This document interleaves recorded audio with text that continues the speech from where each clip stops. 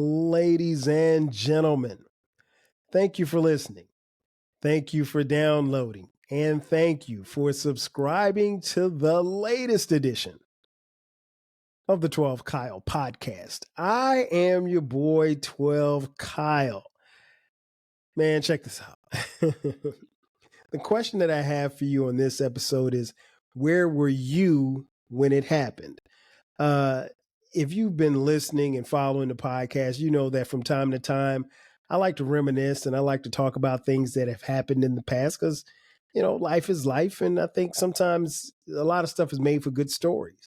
But what I want to do on this episode is just pick out some historical events that happened, some good, some bad, some sad, some happy, um, and just kind of talk about it and just tell you like where were you, or at least where I was when it happened, and kind of throw out the challenge to you to talk about where you were when these things may have happened. And for some of you, a few of you, maybe you weren't around when it happened. And for that, this could be somewhat of a history lesson, if you will.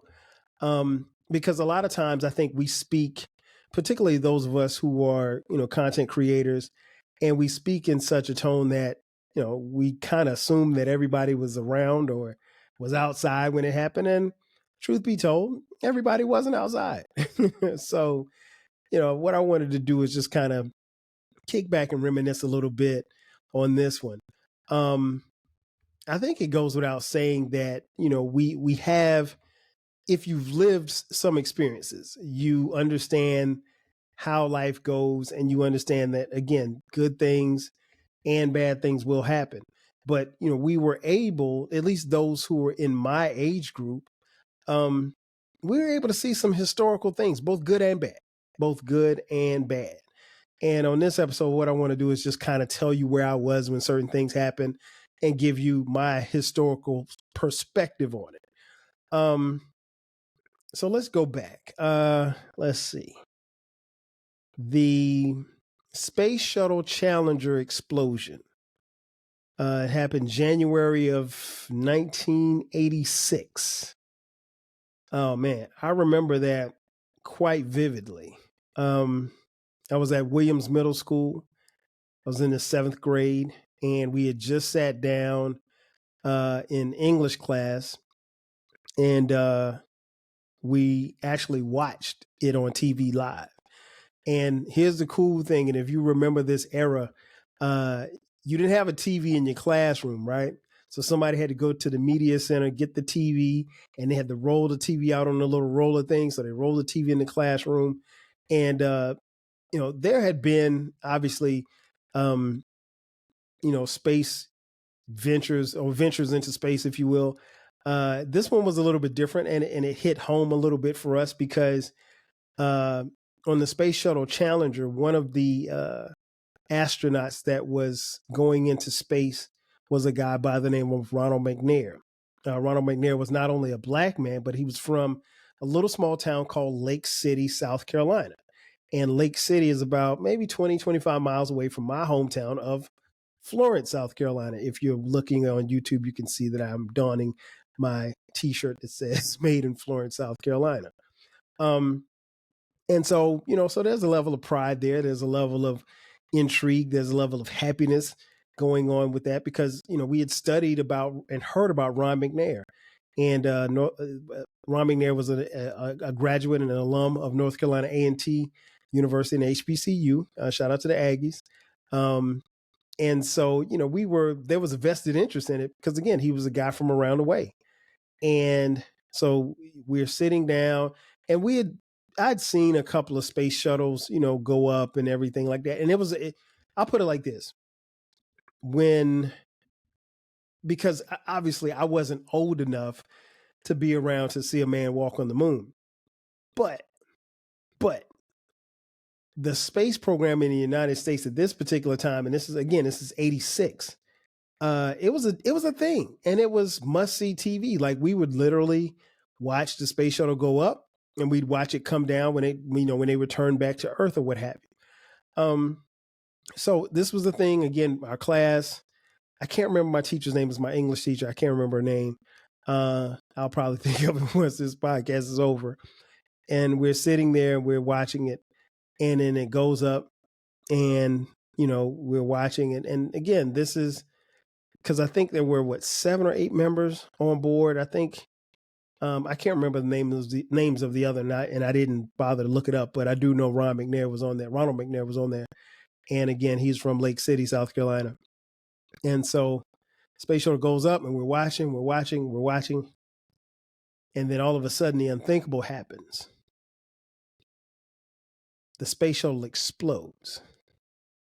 And I mean, like, it literally explodes. And for those of you if you've never seen it before, you can, I'll include a link to it in the description. It exploded. And so, like, I'll be honest, like, we didn't know that it exploded, because what happens is there's, like, the way the space shuttle is kind of attached to, you have the actual shuttle, and then it's attached to 3 major, I guess, rockets, if you will. And what happens is it goes up, it gets to a certain part of the stratosphere, and then it's supposed to break off from each of the 3 rockets, and the rockets are to fall back to Earth, and they fall in the ocean, I guess, because they launched from Cape Canaveral, Florida. And as they were supposed to separate, there was a malfunction, and it actually exploded. And it exploded, but the way when you watch it, you really couldn't tell, because this was around the time where they normally would separate. So at initial glance, we didn't know that it had exploded. All we saw was that we saw smoke, and then the camera kind of pans over, and then the camera starts showing the crowd, which was even crazier because there's a crowd there, people, and nobody knows what's going on. Like, none of us know what's going on. And I mean, like, we literally sat there and watched it. And I want to say maybe 30 seconds, because at this point, the TV broadcast isn't saying anything. And then they say, well, something has gone horribly wrong. And we're still looking at the smoke, and the camera now focuses on a couple of objects that appear to be falling to Earth. So I'm under the assumption that that's the space shuttle. I'm assuming that, like, it's like the movies, they're going to parachute out, whatever. Not the case. And so, like, after about 45 seconds, somebody says, it exploded and everybody's dead. Wow. And that's when it kind of hit us, like, are you serious? Like, and we looked at our teacher, and she was in tears. I mean, like, I don't know if she knew immediately what happened. I mean, like, it really took a second for us to realize what exactly was, because what you were seeing wasn't what we were used to, but the unthinkable had happened. And then they, started saying, well, maybe, and they were saying this over the broadcast, well, we're not sure what happened. Maybe the astronauts got out or something like that. I mean, they're trying to put a positive spin on it. Meanwhile, we're looking at this stuff, this debris falling back to Earth, and the astronauts ain't in it. They were literally disintegrated. And so, like, that was a crazy moment, man. Crazy moment. And I just remember we wanted to sit there and watch more to find out and we watched it for probably about 20 minutes, mostly in silence. There was a couple of kids that started crying. And again, we're in the 7th grade. It didn't bother me to the point where I was crying, but I was definitely sad. I was like, wow, it's unthinkable. But yeah, 1986, I remember that vividly. Let's see, what other historic event? Oh, hey, the greatest of all time, my man, Michael Jeffrey Jordan, won his first NBA title June of 1991. I remember that vividly because that final series, which was his first of 6 final series, not only was Jordan the MVP, but Game 3 was played on the day that I graduated from high school. Graduated from high school at Wilson High School in Florence, South Carolina, June 7th, 1991. And it was game 3 that day in Los Angeles. They beat the LA Lakers. I want to say it was 4 games to 1. But I mean, Jordan was incredible. Seeing Jordan, who was my favorite player at the time, rise above the occasion. He played against Magic Johnson, one of the greatest players to ever play the game. And Jordan got his first of 6 rings, and what would be the start to his legacy as the greatest of all time. And Jordan's first title, I mean, like, if you're an NBA fan, you remember that. I mean, he was just, you remember him, being emotional. You remember him being in the locker room with his mom, his dad, and his wife. And just that whole series, man. I mean, like, it just really felt like Jordan had gotten over the hump after they smoked the Detroit Pistons 4-0, and those cowards walked off the floor before they would even shake their hands as they got swept in game 4. But I digress. So that was a memory. Where were you when the LA riots broke out? If you follow the podcast, I did an episode on it a couple of years ago. The LA riots, 1992, April of 1992. Wow, man, listen, it was crazy. I think 50 to 60 people died, and there was like over $1 billion in damages. If you're not familiar with the LA riots, motorist by the name of Rodney King had been beaten by 4 or 5 police officers the year before, and they saw fit that, well, what happened was, not only was Rodney King a victim of police brutality, but his brutal beating was videotaped. And the videotape made its way to the news media and was broadcast everywhere across the country.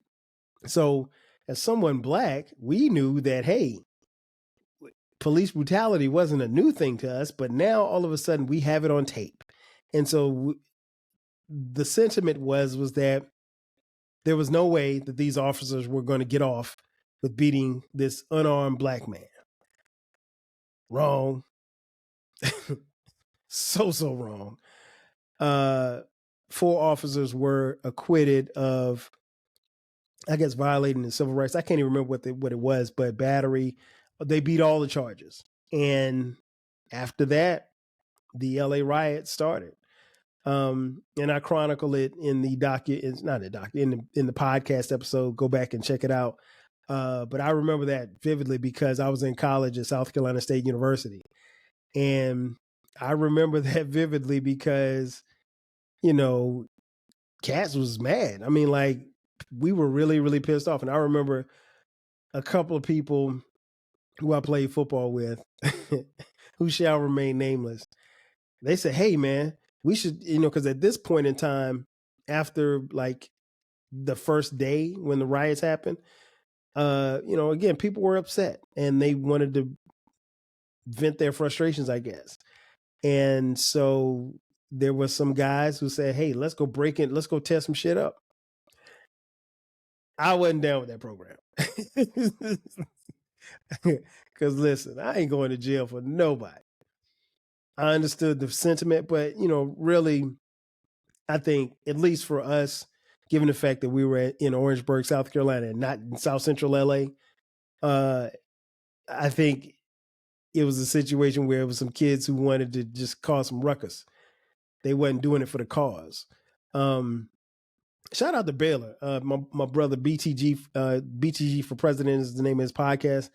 He tells a hilarious story about, he had several stories about the LA riots. I'm sure Uncle Dolomite from the Too Much Game podcast has some stories as well, even though they were younger. But yeah, you can ask any LA resident. They have several stories about, stuff that got stolen, stuff that happened, people that, got busy during the riots. But I'll never forget that. Never, ever forget it. And I thought, like I said, it was something that after seeing Rodney King get beat, we just knew that it was going to result in, those cops finally going to jail. We were finally going to have police, who were guilty of, battery and, just beating an unarmed black motorists, something that we had heard about and quite a few of us have actually seen and felt, only to see them get off. And like I said, all hell broke loose. And then not just in LA, but all across, but LA was a powder keg. And the Rodney King verdict set it off. So the LA riots of 1992, where were you when that happened? I remember where I was, like I said, vividly. Speaking of LA, and I did a podcast on this one as well. 1995, I think it was June of 95. Orenthal James Simpson, better known as O.J. Simpson, was wanted for he was being investigated for the murder of his former ex-wife and her friend, Nicole Brown Simpson and Ron Goldman, respectively. And OJ came in he was supposed to come in for questioning, but OJ decided not to. And he jumped into his white Bronco. The Bronco was driven by his best friend, Al Collins, aka AC. And they were subsequently spotted on the freeway and was followed. And it became what was known as the OJ chase. I remember this vividly because I can tell you exactly where I was. I was at home that summer from college. Again, it was June of 95. I was actually watching the NBA finals. It was the finals between the Houston Rockets and the New York Knicks. And the OJ chase preempted the coverage of the game because the word that we got was that OJ was in the car. He was being chased by the police and he had a gun to his head. And so nobody knew how this thing was going to play out. Nobody knew if he was going to make it, if he's going to kill himself. Nobody knew if he was actually guilty or not. But I'll never forget that. I don't think anybody, and I'm always interested to hear residents of California, Southern California at the time, who were there. There were people who, lined up on bridges and were waving, saying, "Go OJ." And then the other people were like, "Get his ass." It was crazy. And again, this is before social media. So everything that we saw played out on TV in real time.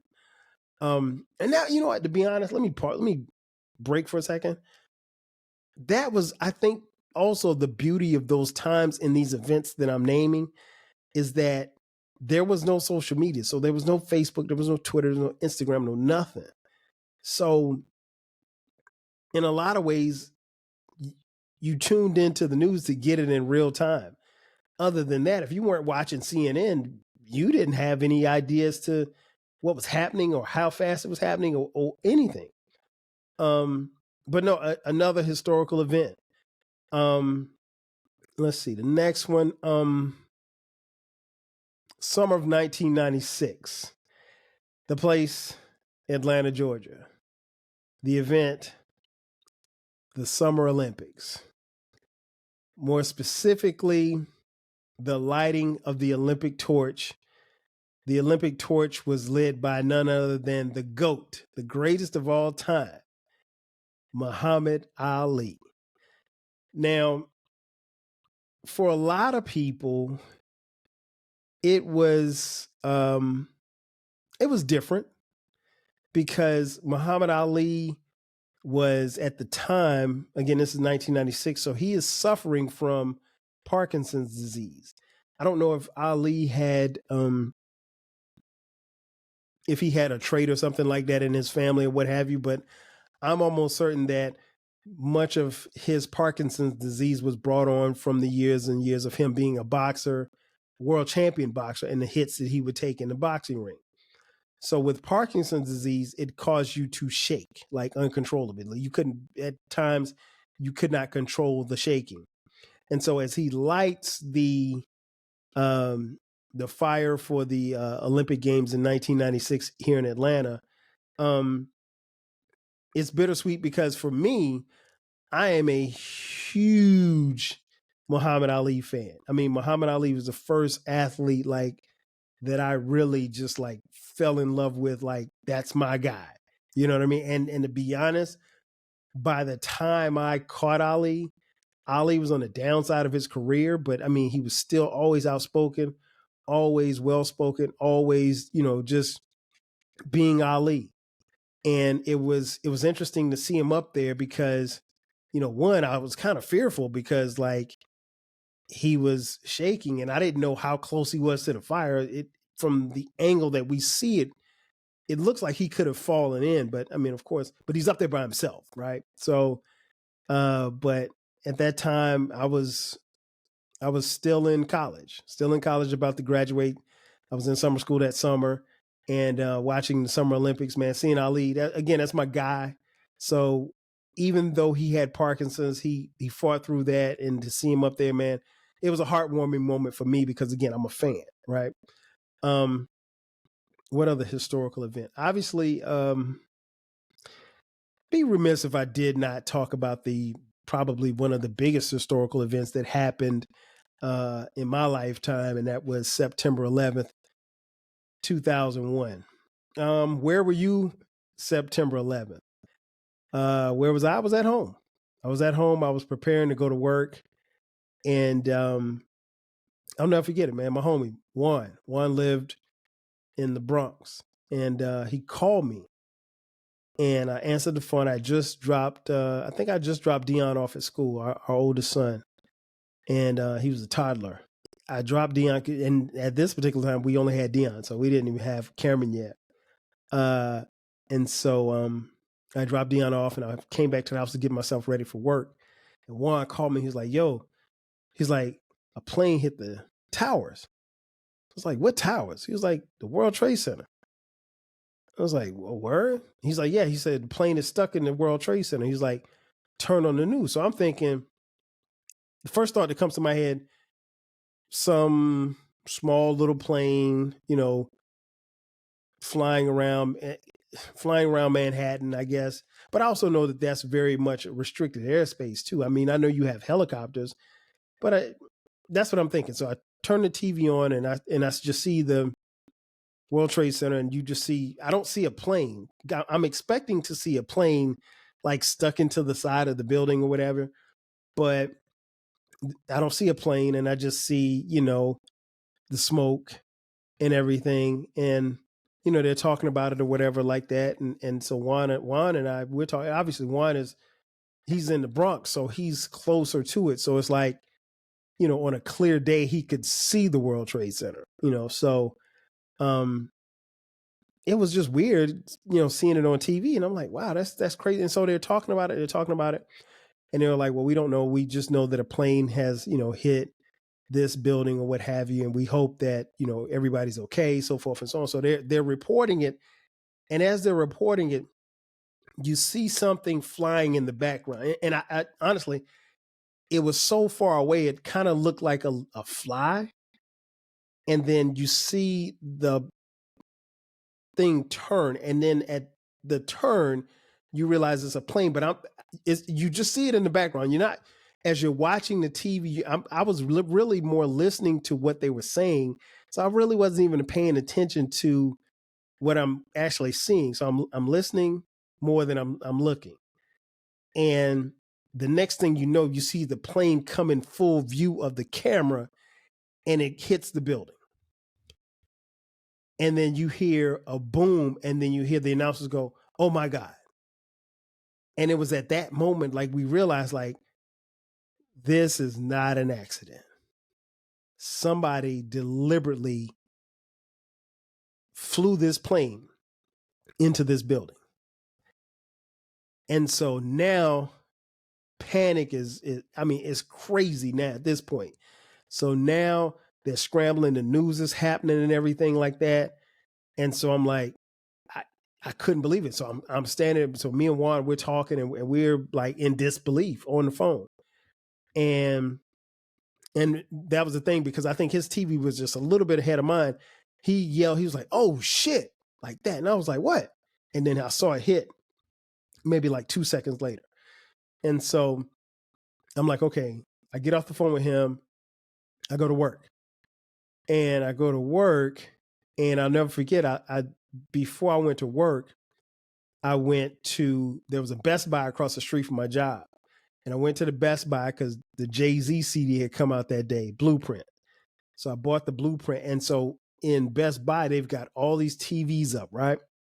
Got the TVs up and they're showing, so both towers are smoking. And as I'm purchasing the CD, I'm getting ready to walk out. And I mean, again, there's not really a lot of people shopping. I mean, there's a couple of guys in there like me who's getting a Jay-Z CD, but we all got our eyes on the TVs. And they're on this news coverage is on every single TV in Best Buy.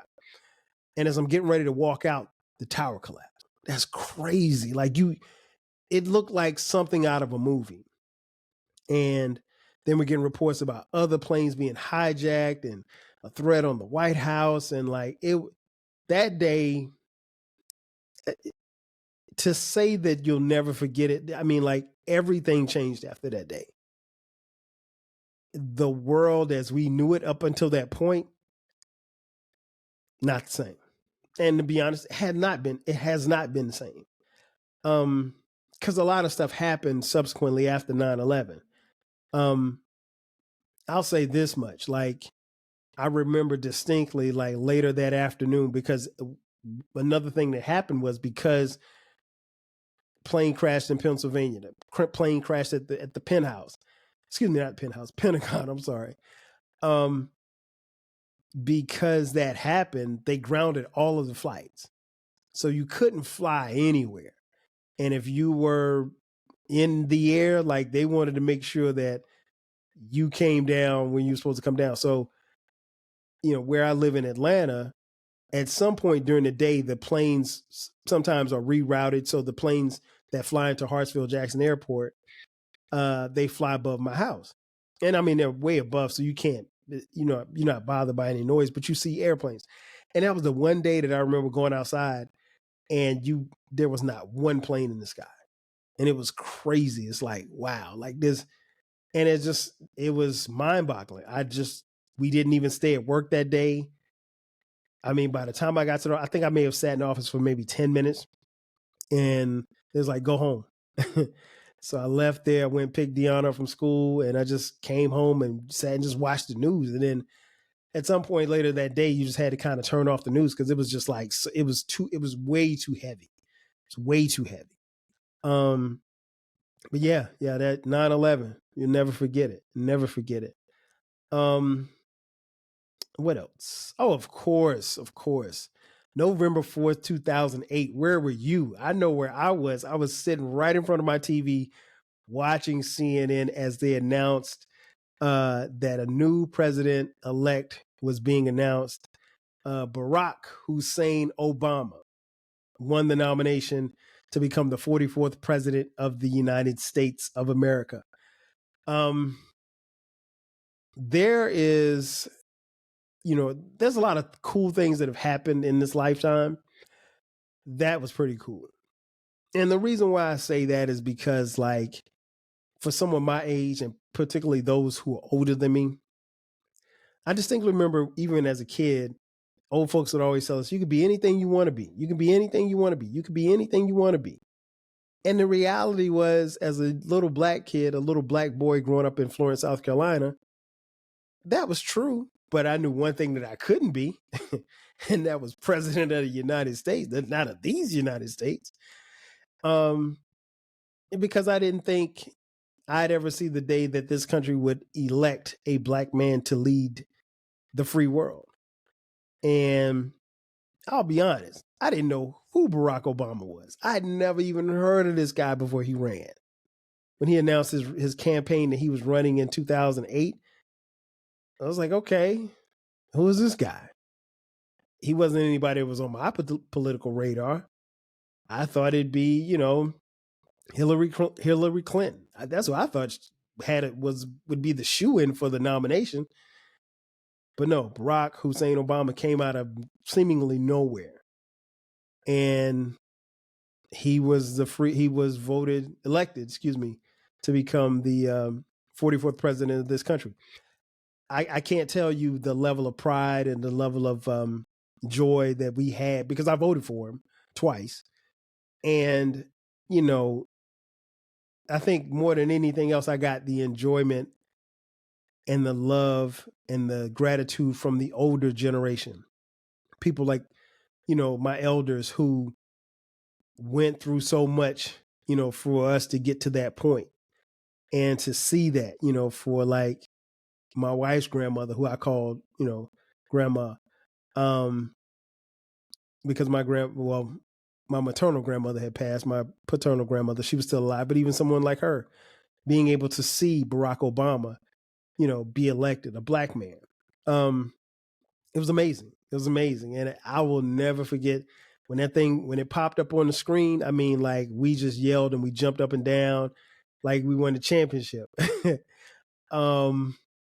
Yeah, that's special. And, it's funny because, like, I was telling people, like, for a while, particularly like his years in office, my kids who were growing up at the time, that's all they knew. They had only known a black president, so it's a pretty cool thing. And it felt good to say finally that, yeah, I could look at my sons and say, hey, you could be anything you want to be. You can even be president because, Barack Obama made that come true. Let me see. What else?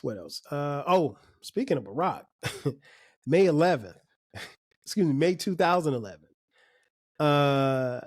Navy SEALs from the United States invade Pakistan and kill Osama bin Laden. Listen, prior to 9/11, I had never even heard of bin Laden. I wasn't up on all of the foreign, the foreign threats and stuff like that. I had never heard of Al Qaeda. He was an Islamic leader who was the leader of Al Qaeda. But they found him. They had been, I guess, looking for him for 10 plus years. And under the leadership of President Obama, Navy SEALs snuck into Pakistan. They found him in some little trap house and they smoked him.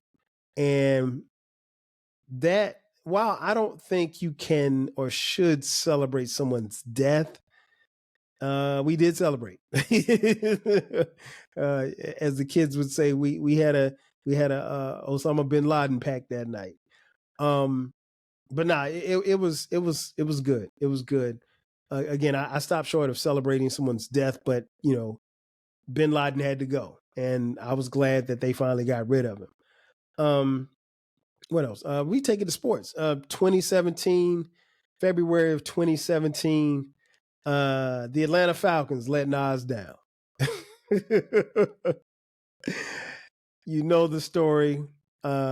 Many of you were probably rooting for the Falcons to beat the Patriots just like I was. And the Atlanta Falcons in the Super Bowl, in the biggest game of the year in Houston, Texas, NRG Stadium, the Falcons had a 28-3 lead with just 17 minutes left in the game. And they let Nas down. They would go on to blunder their way into letting Tom Brady and the New England Patriots, coached by Bill Belichick, come back from a 28-3 deficit to win the game 34-28 in overtime. And the Falcons let Nas down. It was tremendous. I mean, like, and what was interesting was I distinctly remember the guy from the Falcons got a pick six of Brady. It's rare for you to see anybody get a pick six on Brady, meaning that he got the interception and took it back for a touchdown. And the Patriots were playing probably about as bad as they could be playing, considering that they were the favorites to win the Super Bowl. The Falcons had a tremendous year. Their quarterback, Matt Ryan, had won the MVP, and they led the league in scoring. And, so they're putting up these points. And I just, Cameron, our middle son, he was just jumping up and down and hollering and everything. And I distinctly remember telling him, this game ain't over. I told him straight up and down. I said, man, this game is not over. Because here's the thing. Having played football myself, I played from Little League through college at South Carolina State University. I understand that the game is never over. I had a similar situation in a game where we had a 31-6 lead. And we ended up winning the game like 34-31 or so. It was something crazy like that. Like, we almost blew the game. And so what happens is when teams get momentum, that momentum just builds. And a lot of times what happens with teams is, and this is what happened to the Falcons, you stop playing to win and you start just playing the game. And you can't just play the game. You have to play to win. You can't just play. And you start doing a lot of looking up at the scoreboard. You're looking up at the scoreboard. Guess what? That clock don't move any faster. But the Falcons let Nas down, and they let you down too, and they let everybody down. And so, it is the most tremendous comeback I've ever seen in my life. And you got to tip your cap to Brady. Tom Brady cemented his legacy that day. I mean, he was already a great quarterback, but he cemented himself as one of the greatest football players of all time. And you can make the case. I think it's safe to say he's the GOAT of quarterbacks. I wouldn't say he's the greatest football player of all time, but he's definitely the quarterback GOAT. And that's saying a lot coming from me because I held Joe Montana at that standard. But the Falcons let Nas down. Let's see, one more. Obviously, the pandemic, COVID-19. It was something that the start of the pandemic really surprised everybody. I remember just sitting around with my friends. We kind of joked about it, because here's the thing, like, none of us thought that the pandemic was going to be that, because here's the thing, we'd had bird flu, we had swine flu, we'd had these other little pandemics. Nobody thought that this thing was going to stick around or be what it became. And it when it quote unquote got to the United States, I mean, it spread like wildfire. And it's one of those things where, and I mentioned this on the episode about COVID. It's one of those things that you'll definitely tell your kids, your grandkids, anybody that didn't live through it. And I encourage people at the time to, document it, because if you didn't document it, nobody's going to believe you. I mean, I remember being at work and they told us, it was like, hey, go home. I was like, what? It was like, we got to go home. It's like, take your stuff, take all your personal belongings. We're going to be at home, working from home until this is over. And I remember asking my supervisor, I was like, well, when do you think this is over? She was like, nobody knows. And nobody knew. And I mean, like, I have a theory that honestly, if we had gone home and we had sat our asses down and stayed in the house, in a month's time, I think now we still would have lost people to COVID, but it wouldn't have spread the way that it did. And, it's unfortunate that, so many people lost their lives, lost their livelihoods. And I think it just because it got to a point where people were just adamant about being outside and getting back to the way there was. It'll never be what it was.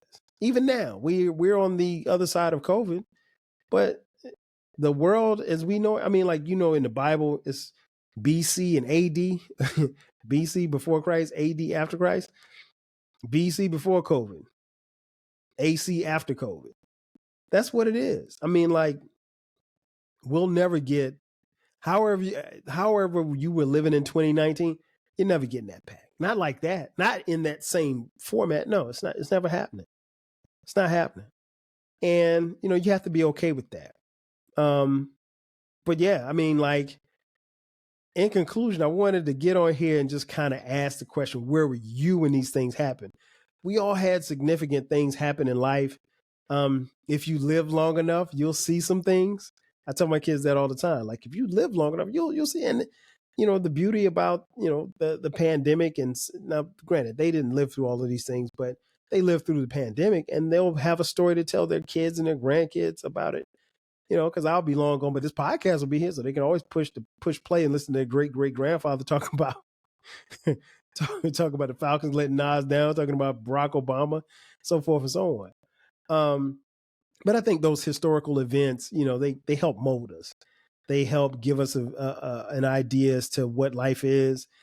Hopefully, they helped us appreciate life, because in some of these stories, life was lost, property was lost.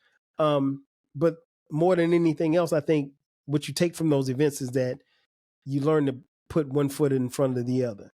And, there's, like I said, there's plenty of other historical events I could have used. But I wanted to just share with you guys just a few, because we saw a lot of things. I mean, I didn't even talk about the deaths of Biggie and Tupac and where I was when that happened, because we all remember that. It just reminds you just how precious life is and just to enjoy it. And when good things happen, you celebrate it. When bad things happen, you take note and you try to move forward from it, because ultimately, we've only got one of these things called life to live. So we might as well enjoy it while we're here, right? That's going to do it for me. Ladies and gentlemen, thank you for checking out this edition of the 12 Kyle podcast.